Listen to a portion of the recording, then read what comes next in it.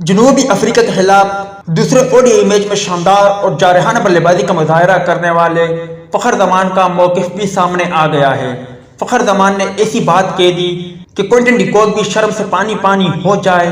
آج کی زیر نظر ویڈیو میں آپ بھائیوں کو اسی بارے میں بتائیں گے، مگر مزید تفصیلات کی طرف بڑھنے سے پہلے اس ویڈیو کو لائک کریں اور کمنٹ سیکشن میں آپ بھائی اس اپڈیٹ کے متعلق اپنی رائے کا اظہار ضرور کریں۔ فخر زمان نے کہا ہے کہ مجھے میچ نہ جتوانے کا افسوس ہے، پوری کوشش کی کہ آخر تک جاؤں، ایک سائیڈ پر باؤنڈری چھوٹی تھی، میں نے اسی کو ٹارگٹ کیا، اس لیے اس اننگز کو اپنی زندگی کی بہترین اننگز نہیں کہہ سکتا۔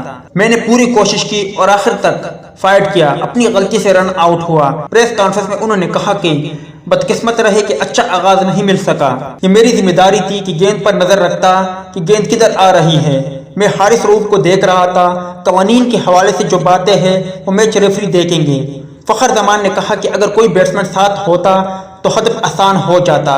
ونڈرز میں عام طور پر سنچری بنانا آسان نہیں ہوتا، لیکن فخر زمان نے اس گراؤنڈ پر سب سے بڑی ون ڈے اننگز کھیلی۔ اس سے قبل ہرشل گبز نے آسٹریلیا کے خلاف 175 رن بنائے تھے، جبکہ دوسری جانب پکارویس نے ٹویٹر پر کوئنٹن ڈی کوک کا جھانسا دے کر فخر زمان کو رن آؤٹ کرنے کے بعد ہنسی کی نشاندہی کرتے ہوئے تصویر شیئر کی، جس میں انہوں نے کہا کہ کوئنٹن ڈی کوک کی یہ ہنسی آپ کو کیا بتا رہی ہے۔ فخر زمان کا مزید اس حوالے سے کہنا تھا کہ اس میں کوئنٹن ڈی کوک کی کوئی غلطی نہیں، سارا کا سارا قصور میرا ہے۔ امید ہے دوستو کہ آج کی اس ویڈیو سے بھی آپ مایوس ہو گئے ہوں گے۔ اس اپڈیٹ کے متعلق اپنی رائے کا اظہار ضرور کریں۔